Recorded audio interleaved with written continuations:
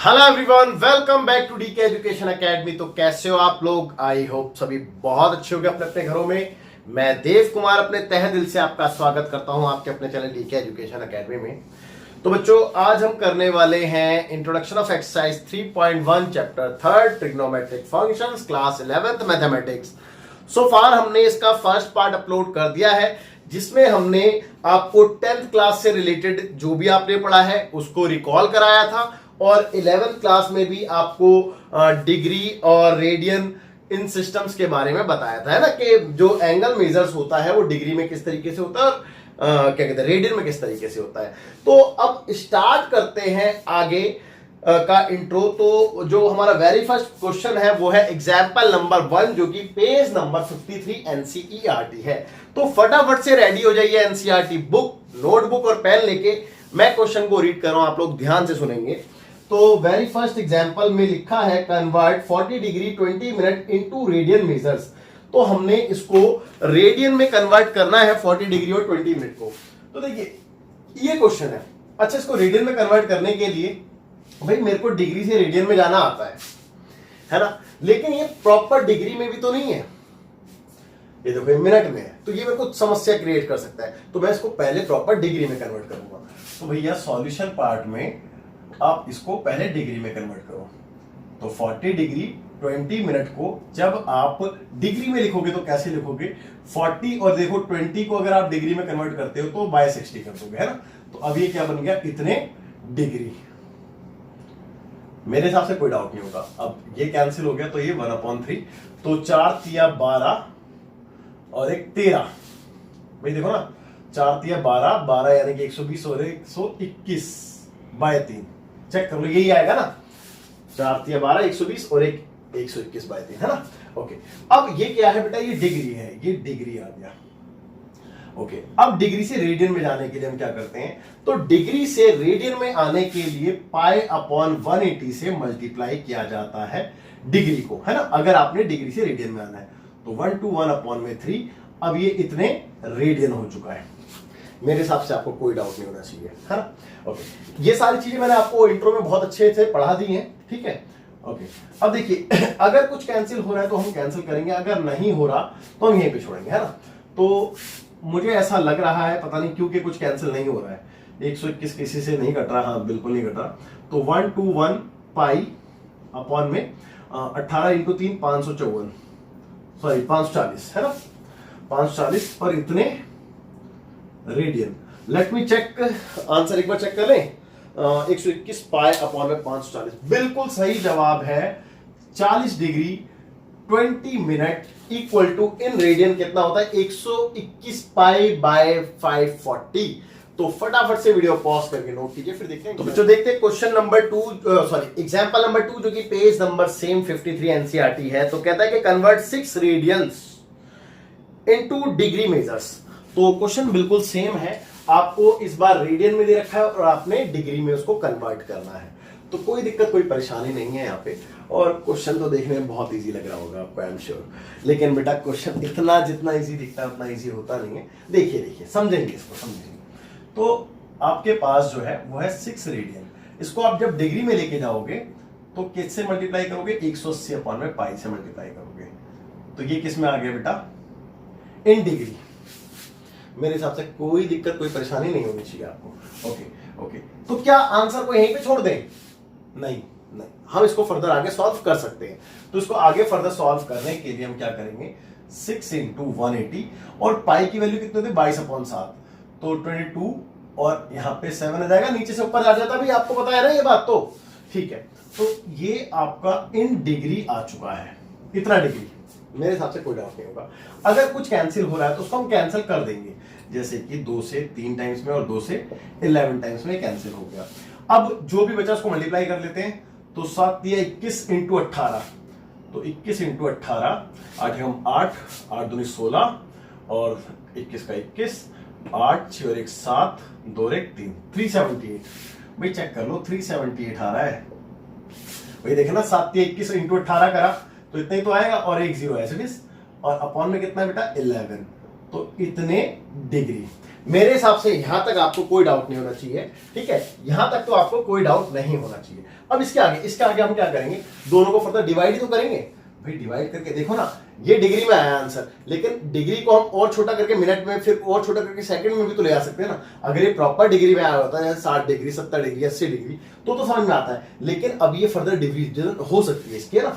तो देखेंगे, तो 3780 को डिवाइड किया हमने 11 से, तो कितना आया, 3 सा 33, बचा कितना 4 और 8, 4 सा 44, बचा कितना 4 और 0, 3 सा 33, बचा कितना 7, चेक कर लो, मेरे हिसाब से तो यही बचेगा, है ना।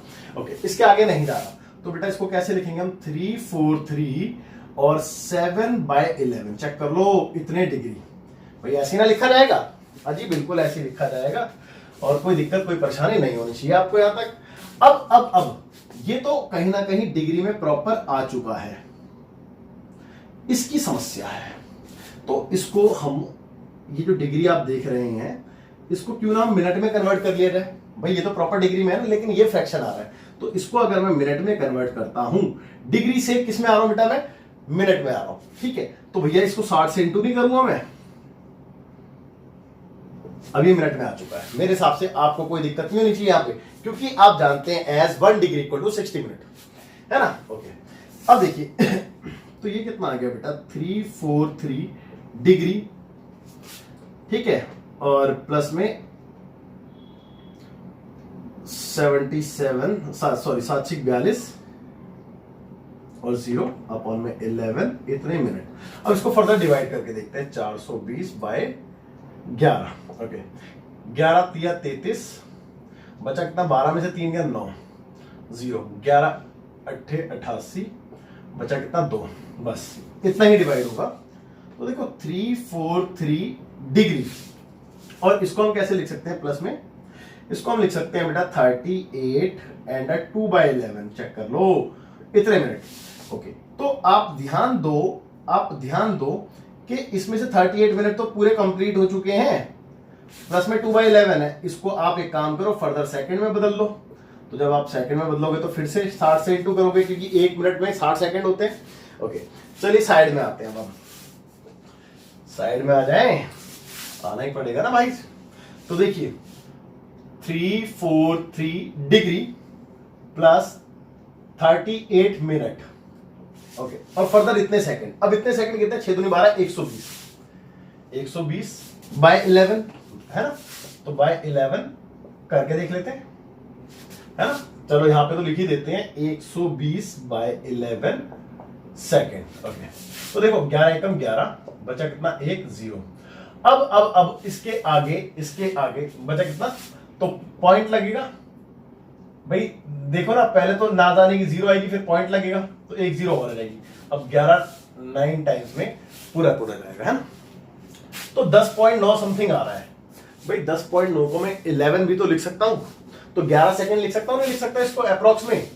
तो 343 डिग्री 38 मिनट और 11 सेकेंड, तो इसको और रीराइट करके 343 डिग्री 38 मिनट और 11 सेकेंड, इस तरीके से भी लिखा जा सकता है। एक बार आंसर क्रॉस चेक कर लेते हैं एनसीईआरटी में। तो एनसीईआरटी में तो 10.9 पे छोड़ा था, आई थिंक, नहीं, अप्रोक्सीमेटली 11 ही लिया है, तो अप्रोक्सीमेटली 11 ही आंसर लिया है। ओके, तो आई एम श्योर यहां तक भी आपको कोई डाउट नहीं होगा। बट अब देखते हैं क्वेश्चन नंबर 3 जो कि सेम पेज 53 एनसीईआरटी है। तो क्वेश्चन लिखा, find the radius of a circle. भाई एक सर्कल है जिसकी रेडियस हमें फाइंड करनी है।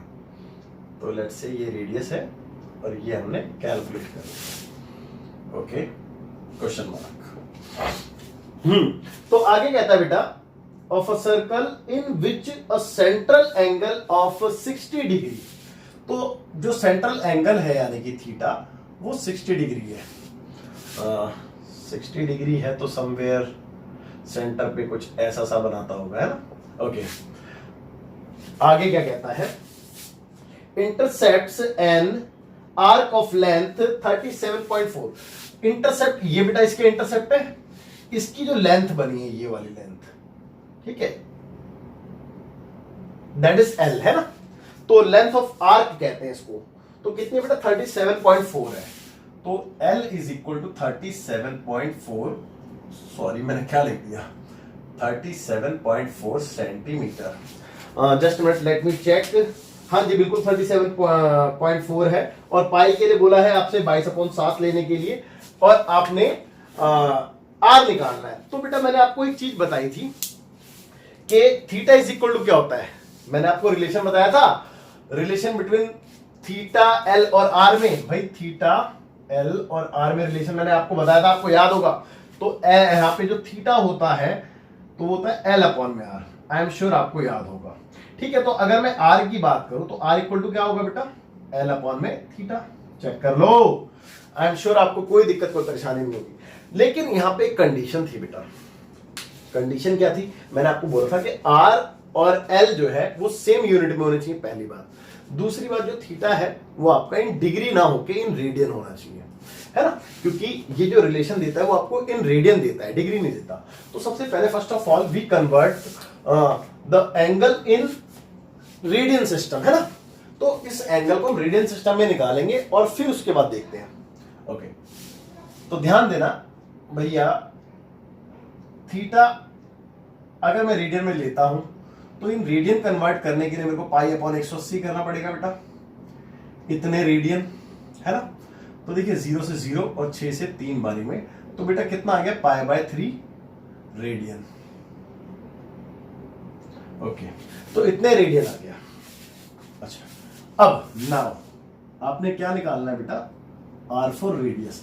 और रेडियस के लिए रिलेशन क्या बेटा, एल अपॉन में थीटा। चेक कर लो, तो एल कितना है, एल है 37.4 और थीटा कितना है, थीटा पाई/3।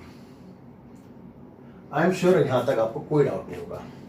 तो ये जो आएगा बेटा सेंटीमीटर में ही तो आएगा, क्योंकि मैंने आपको बताया था कि सेम यूनिट में होते हैं, सेम यूनिट में होते हैं। तो अगर लेंथ सेंटीमीटर में तो रेडियस भी सेंटीमीटर में ही होगा। ओके, अब ये 3 तो ऊपर चला जाएगा, आप जानते हैं। तो 37.4 इंटू 3। अब ये जो पाई आप देख रहे हैं, इसके लिए आपसे बोला गया था 22/7। तो 22/7 का 7 भी ऊपर चला जाएगा, जैसे 3 ऊपर गया वैसे सिमिलरली। अच्छा अच्छा अच्छा, अब ये पॉइंट अगर मैं हटा देता हूं तो नीचे 10 लगा सकता हूं। ओके, बेनिफिट क्या मिलेगा भाई, बेनिफिट क्या मिलेगा, एटलीस्ट मुझे ऐसा लगता है कि बेनिफिट कुछ मिल नहीं रहा है, कोई खास बेनिफिट दिख नहीं रहा। लेकिन मे भी क्या पता ये कैंसिल हो जाए। तो देखते हैं इसको इससे कैंसिल करके। तो 2 टाइम्स में अगर कैंसिल करो तो 11, 2 टाइम्स में ये कैंसिल हो तो 1 जा 8 जा और 7 जा। ओके, अब देखते हैं क्या 11 से कैंसिल हो जाएगा। तो 11 1 जा, बचे कितने 7, 11 7 बिल्कुल कैंसिल हो गया जी, मजा आ गया। तो मजा आ गया, कितने बचा, 17 बचा और 3 बचा और 7 बचा और अपॉन में 10 बचा। चेक कर लो। ओके, अब तो आंसर आ चुका है भाई। 17 इंटू 17 या 51, 51 होता है ना, 17 या 51 इंटू 7 करेंगे तो 7 एकम 7, 7 पंजे 35। और क्योंकि एक 10 से डिवाइड करके पॉइंट यहां पे आ जाएगा, तो आई एम श्योर 35.7 सेंटीमीटर जो रेडियस आ रही है उससे आप पूरी तरीके से सहमत होंगे, उम्मीद करता हूं। बट बिफोर दैट एक बार एनसीईआरटी में झांक लेना चाहिए कि आपका आंसर सही आ रहा है या नहीं आ रहा है ना, तो देख लें एक बार। तो 35.7 सेंटीमीटर बिल्कुल सही जवाब है। आप वीडियो को पॉज करके नोट कीजिए। हाँ, इसको छोड़ देना, ये रफ काम था।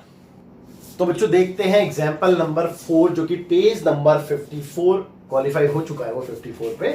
तो क्या कहता है, अच्छा क्वेश्चन है, कहता है the minute hand of a watch is 1.5 centimetre long. एक मिनट हैंड जो है वॉच में, उसकी लंबाई आपको दे दी है। ये मान लो कि एक वॉच है, ठीक है। लेट सपोज कि जो मिनट हैंड है वो ये वाली है और इसकी लेंथ आपको दे दी है 1.5 सेंटीमीटर लॉन्ग है। तो 1.5 सेंटीमीटर ये आपको दे दिया है।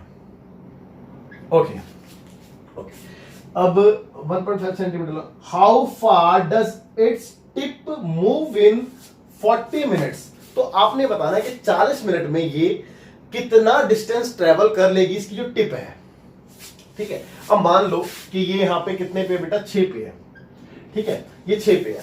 तो यहां पे 9 रहे होंगे, तो बेटा ये कितना टाइम हो गया, आप देखो ना ध्यान से, ये कितना टाइम हो गया। ये 6 से अगर 9 पे आती है तो 15 मिनट होते हैं, मतलब समझो, मैंने तो ये सिर्फ आपको समझाने के लिए लिखा है। और ये 12 पे आती है तो आपके 30 मिनट हो जाते हैं। ठीक है, अब 40 मिनट में पूछा था ना आपसे, हाँ जी बिल्कुल 40 मिनट में। तो 40 मिनट में डेफिनेटली 2 पे आई होगी, मानते हो ये बात? तो 40 मिनट में इसने इतना डिस्टेंस ट्रेवल किया होगा यहां तक, चेक कर लो। मेरे हिसाब से तो कोई दिक्कत कोई परेशानी नहीं होती। अगर आपको यहां का थीटा मिल जाए और आपके पास ये है ये, तो बेटा आप ये एल नहीं निकाल पाओगे। It is called L, that is length of arc. निकाल लोगे? अब ये भी रिलेशन बताया था, बिल्कुल निकाल लेंगे सर, कैसी बात कर दी आपने। जी बिल्कुल ठीक है, तो जब हम निकाल ही लेंगे तो देखते हैं कैसे निकालेंगे। तो यार सबसे पहले हमें थीटा की नीड है। तो एक बात आओ, थीटा इन 60 मिनट कितना होगा? 360 डिग्री होगा। तो theta in 60 minutes equal to 360 degree. I am sure कोई डाउट नहीं होगा भाई, 60 मिनट में पूरा चक्कर लगाएगी तो 360 डिग्री का। अब थीटा इन 1 मिनट अगर मैं बात करूं तो 1 मिनट को ऐसे रिप्रेजेंट कर दूं, 1 मिनट तो इक्वल टू 360 बाय 60। भाई मेरे हिसाब से तो यही होगा, चेक कर लो। तो 0 से 0, 6 से 6 बारी में, तो ये आ गया आपका 6 डिग्री। यानी कि 1 मिनट में जो थीटा बनता है वो 6 डिग्री का बनता है। तो बेटा 40 मिनट में कितने का बनेगा? हमने तो 40 मिनट का टाइम दिया है ना भाई, 40 मिनट में कितने का बनेगा? तो theta in 40 minute equal to, भाई यूनिटरी मेथड है ना, दोनों से 40 पे मल्टीप्लाई कर देते हैं तो कितना बनेगा? 40 इंटू 6, इतना तो बनेगा। यानी कि 6 चौक 24, 240 डिग्री का बनेगा। चेक कर लो। लेकिन अभी ये किस में आया बेटा? इन डिग्री आया। मैंने आपको क्या बताया? इन रेडियन चाहिए होता है ना। तो इसी को हम रीराइट करके रेडियन में कैसे कन्वर्ट करेंगे बेटा? आप रेडियन में कन्वर्ट करने के लिए इसको पाई अपॉन में 180 से मल्टीप्लाई करते हैं।